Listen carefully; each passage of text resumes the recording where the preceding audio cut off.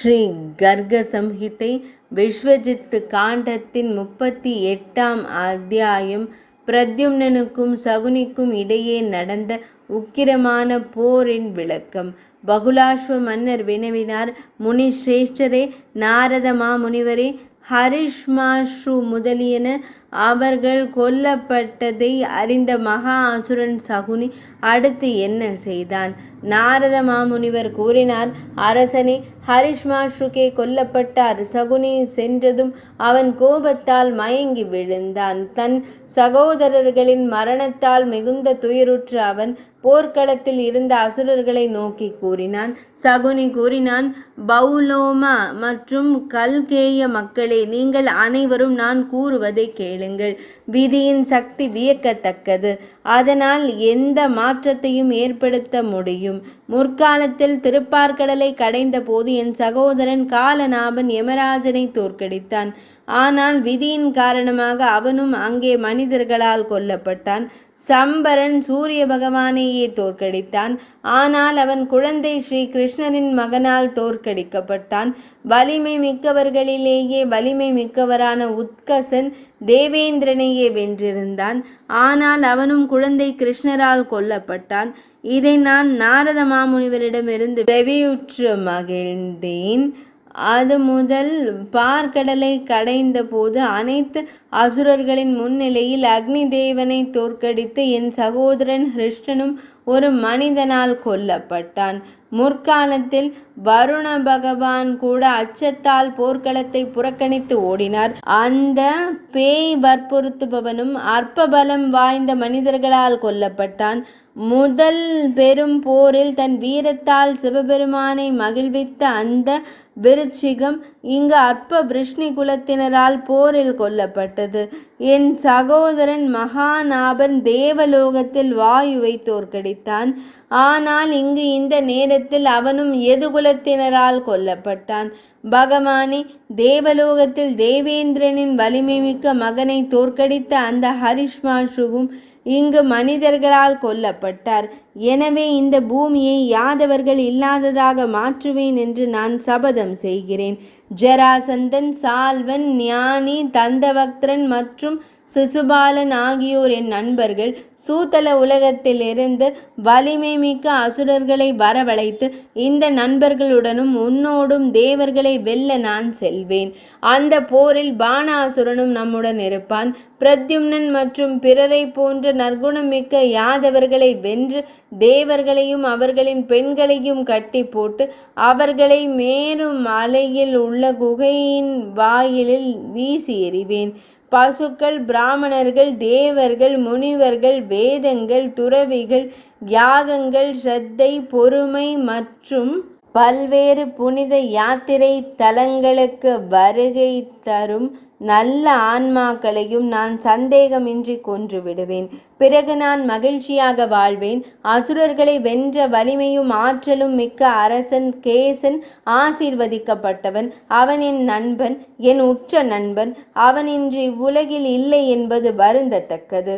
நாரத மாமுனிவர் கூறினார், அரசே, இவ்வாறு கூறிய வலிமை மிக்க அசுர அரசனான சகுனி போர்க்களத்தில் பிரத்யும்னனுக்கு முன் திடீரென தோன்றினான். 10 லட்சம் எடை கொண்ட இரும்பை போன்ற வலிமை வாய்ந்த ஒரு மாபெரும் வில்லை ஏந்தி அதன் நாணை இழுத்தான். அவனது வில் மாயாசுரனால் செய்யப்பட்டிருந்தது. அந்த வில்லின் நான் ஓசை ராட்சசர்களின் செவிகளை செவிடாக்கியது. எண்ணற்ற மலைகளை நொறுக்கியது. சமுத்திரங்கள் தங்கள் எல்லைகளை மீறி அசைந்தன. மனிதர்களின் தலைவனே, பிரபஞ்சம் முழுவதும் அதிர்ந்தது. பூமி நடுங்கியது. அவனது நாணின் பயங்கரமான ஓசையால் நிலை குலைந்த வீரர்கள் மீது வீரர்கள் பாய்ந்தனர். யானைகள் போர்க்களத்தை விட்டு ஓடின. குதிரைகள் துள்ளி குதித்து ஓடின. திடீரென்று அனைவரும் பீதி அடைந்து ஓடினர். பின்னர் பெரும் வலிமையும் வீரமும் கொண்ட கதன் மற்றும் பிற வீரர்கள் தங்கள் தேர்களில் வில் நான் ஏந்தியபடி வந்தனர். போர்க்களத்தில் சகுனி அர்ஜுனன் மீது 10 அம்புகளை எய்தார். காண்டீபத்தை ஏந்தியிருந்த அர்ஜுனன் தன் தேருடன் 4 கோஸ் தொலைவில் விழுந்தான். போர் வெறி கொண்ட சகுனி கதன் மீது 20 அம்புகளை எய்தார். அரசே, அவன் கதனையும் அவனது தேரையும் வானத்தில் தூக்கி எறிந்துவிட்டு பெருமுழக்கமிட்டான். அந்த வீரன் வெள்ளாளர்களில் சிறந்தவனான அனிருத்தனை 40 அம்புகளால் துளைத்து தன் கர்ஜனையால் வானத்தை நிரப்பினான். அனிருத்தனின் தேரும் அதன் குதிரைகளும் 16 கோஸ் தூரம் தொலைவில் விழுந்தன. விதேக அரசே, போர்க்களத்தில் சகுனி சாம்பன் மீது 100 அம்புகளை எய்தார். அரசே, சாம்பன் தன் தேருடன் வானத்தில் பறந்து போர்க்களத்திலிருந்து 32 யோஜனை தொலைவில் சாலையில் விழுந்தார். பின்னர் பிரத்யும்னன் முன்னே வருவதை கண்ட சகுனி கடும் கோபம் கொண்டு போர்க்களத்தில் திடீரென அம்புகளால் அவனை காயப்படுத்தினார். அரசரே, பிரத்யும்னனின் தேர் 2 நிமிடங்கள் வட்டமிட்ட பின்னர் அது 100 மைல் தொலைவில் யாரோ ஒரு தண்ணீர் குடத்தை வீசியது போல தரையில் விழுந்தது. சகுனியின் வலிமையை கண்டு யாதவர்கள் அனைவரும் திகைத்து போனார்கள். யானைகள் தங்கள் தலைகளை மலைகளில் முட்டிக்கொள்வது போல யாதவர்கள் அனைவரும் பல்வேறு ஆயுதங்களால் அந்த அசுரனை காயப்படுத்த தொடங்கினர். அர்ஜுனன், கடு, அனிருத்தன் மற்றும் ஜாம்பவதியின் மகனான சாம்பன் ஆகியோர் தங்கள் வில்களை நாணேற்றியபடி போர்க்களத்திற்கு திரும்பினர். அரசே, பின்னர் காற்றை போன்ற வேகமான தேரில் அமர்ந்து வலிமை மிக்க கரங்களை கொண்ட பிரத்யும்னன் தன் வில்லை நாணேற்றியபடி போர்க்களத்திற்கு வந்தான். சகுனியின் வில்லின் நாண் ஒரு பேரழிவின் போது கடல்கள் மோதும் சத்தத்தை போல பயங்கரமான நாண் அதிர்வை எழுப்பியது. 10 அம்புகளால் பகவான் ஸ்ரீ கிருஷ்ணரின் மகன் அவனை வெட்டி வீழ்த்தினான். பிறகு 1000 அம்புகளால் தனது 1000 குதிரைகளையும் 100 சிகரங்களால் தனது தேரையும் கொன்று 20 அம்புகளால் தனது தேரோட்டியை தரையில் வீழ்த்தினான். பிறகு அவன் தேரை தூக்கி அதில் மற்ற குதிரைகளை பூட்டி மற்றொரு தேரோட்டியை அமர வைத்து அந்த அசுர அரசன் மீண்டும் தேரில் ஏறினான். ராஜனே, அதன் பின்னர் அவன் மிகுந்த தைரியத்துடன் கோதண்டத்தில் பிரத்யாக்ஞை செய்தான். இதற்கு பின்னர் அவன் தன் முதுகில் இருந்த அம்பரா துணியிலிருந்து 100 அம்புகளை எடுத்து அவற்றை வில்லில் பொருத்தி தன் செவிவரை இழுத்து கொண்டு பிரத்யும்னனிடம் கூறினான். சகுனி கூறினான், உங்கள் அனைவரிலும் எனது பிரதான எதிரி, மேலும் நீ ஒரு குடிகார போர் வீரனாக இரு. அதனால் நான் உன்னை முதலில் கொல்வேன். அதன் பின்னர் நல்ல பொலிவுடன் திகழும் யாதவர்களின் படை முழுவதையும் நான் அழிப்பேன். பிரத்யும்னன் கூறினான், அசுரா, உயிரினங்களின் வாழ்வு என்றென்றும் நிலைத்திருக்கும். அது காலத்தின் சக்தியால் அழிக்கப்படுகிறது அல்லது மறைந்து போகிறது. அது ஒரு நிழலை போல மீண்டும் மீண்டும் வந்து செல்கிறது. காற்றின் சக்தியால் ஒரு மேகம் வானத்தில் சுழல்வதைப் போல இன்பமும் துன்பமும் காலத்தின் கட்டளைப்படி வந்து செல்கின்றன. ஒரு விவசாயி தான் விதைத்த பயிருக்கு நீர் பாய்ச்சி அது முதிர்ந்ததும் அறிவாளால் எல்லா பக்கங்களிலிருந்தும் அறுவடை செய்வதைப் போல வெல்ல முடியாத காலம் தன்னால் தனது குணங்களால் உருவாக்கப்பட்ட உடலுள்ள உயிர்களின் கூட்டத்தை வளர்த்து பின்னர் நேரம் வரும்போது அவற்றை அழிக்கிறது. அகங்காரத்தை ஏமாற்றுவதன் மூலமே உயிரினம் நம்புகிறது. நான் இதை செய்வேன், நான் இதனை செய்கிறேன், இது என்னுடையது, அது உன்னுடையது, நான் மகிழ்ச்சியாக இருக்கிறேன், நான் சோகமாக இருக்கிறேன், இவர்கள் என் நண்பர்கள் முதலியன. சகுனி கூறினார், அரசர்களிலேயே சிறந்தவரே, உங்கள் பேச்சால் முனிவர்களை பின்பற்றும் நீங்கள் பாக்கியசாலிகள். இயற்கையின் 3 குணங்களிலிருந்து வேறுபட்ட ஜீவராசிகள் தங்களது இயல்பை துறப்பது அவர்களுக்கு கடினம். நாரத மாமுனிவர் கூறினார், மிதிலேந்திர மன்னரே, இந்த போர்க்களத்தில் பிரத்யும்னனும் சகுனியும் நலம் விசாரித்து கொண்டே தேவேந்திரனும் விருத்ராசுரனும் போரிடுவது போல போரிட்டனர். சகுனியின் வில்லிலிருந்து எய்யப்பட்ட அம்புகள் சூரிய கதிர்களைப் போல பிரகாசித்தன. ஆனால் பகவான் ஸ்ரீ கிருஷ்ணரின் மகன் ஒரே அம்பால் அவை அனைத்தையும் வெட்டி வீழ்த்தினார். ஒரு கடுமையான வார்த்தை பழைய நட்பை கூட நொறுக்கி விடுகிறது போல.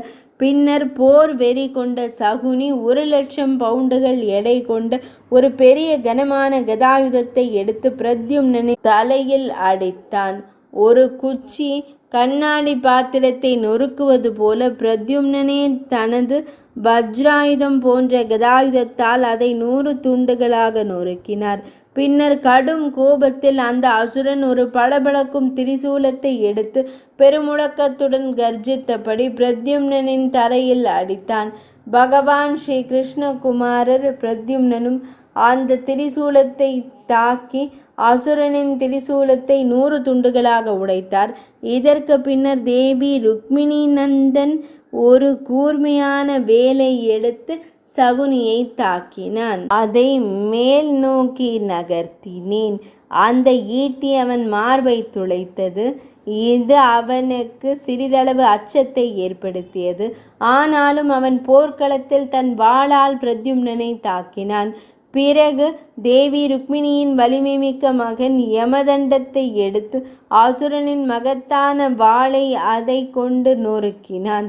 அது மட்டுமல்ல, யமதண்டத்தின் வேகமான அடியால் அவன் திடீரென்று தன் குதிரைகளையும் தேரோட்டியையும் ஏன் தன் தெய்வீக தேரையும் கூட வீழ்த்தினான். மனிதர்களின் தலைவரே, தேரோட்டி இறந்து தேரும் வாளும் குதிரைகளுடன் நொறுங்கி போன நிலையில் அந்த மகா அசுரன் கோபத்துடன் தன் வாளை எடுத்தான். மிதிலேஸ்வர மன்னரே, கருடன் பாம்பை 2ஆக பிளப்பது போல வலிமைமிக்க பிரத்யும்னனும் தன் யமதண்டத்தால் தன் வாளை 2ஆக பிளந்தான். இதற்கு பின்னர் பகவான் ஸ்ரீ கிருஷ்ணரின் மைந்தன் அதே யமதண்டத்தால் அசுரனின் தோளில் தாக்கினான். அந்த அடியால் சகுனி உடனடியாக மயங்கி விழுந்தான். அதன் பின்னர் கோபம் நிறைந்த பிரத்யும்னன் உடனடியாக அசுரப்படைக்குள் நுழைந்தான். காட்டுத்தீ காட்டை எரிப்பது போல அவர்கள் அந்த படையின் மாபெரும் வீரர்களை அழிக்கத் தொடங்கினார்கள். மாதவ பிரத்யும்னன் யமராஜனை போல அந்த யமதண்டத்தால் யானைகள், குதிரைகள், தேர்கள் மற்றும் அந்த கொடூரமான அசுரர்களை கொன்றான். அசுரர்களின் பாதங்கள், வாய், அங்கங்கள் மற்றும் கரங்கள் சிதைந்து போயின. அந்த அசுரர்கள் அனைவரும் காலத்தின் மடியில் சென்றனர். பீமனும் வலிமைமிக்க பிரத்யும்னனும் யமராஜனின் வடிவம் எடுப்பதை கண்டு பல அசுரர்கள் போர்க்களத்தில் தங்கள் இடங்களை விட்டு 10 திசைகளிலும் ஓடினர். இது ஸ்ரீ கர்க சம்ஹிதையின் விஸ்வஜித்து காண்டத்தில் உள்ள நாரத மாமுனிவர் மற்றும் பகுலாஸ்வ மன்னருக்கு இடையிலான சம்வாதம் என்றழைக்கப்படும் உரையாடலில் உருவான சகுனி மற்றும் பிரத்யும்னரின் போரின் வர்ணனை என்ற தலைப்பு கொண்ட 36ஆம் அத்தியாயம் இனிதே நிறைவடைந்தது.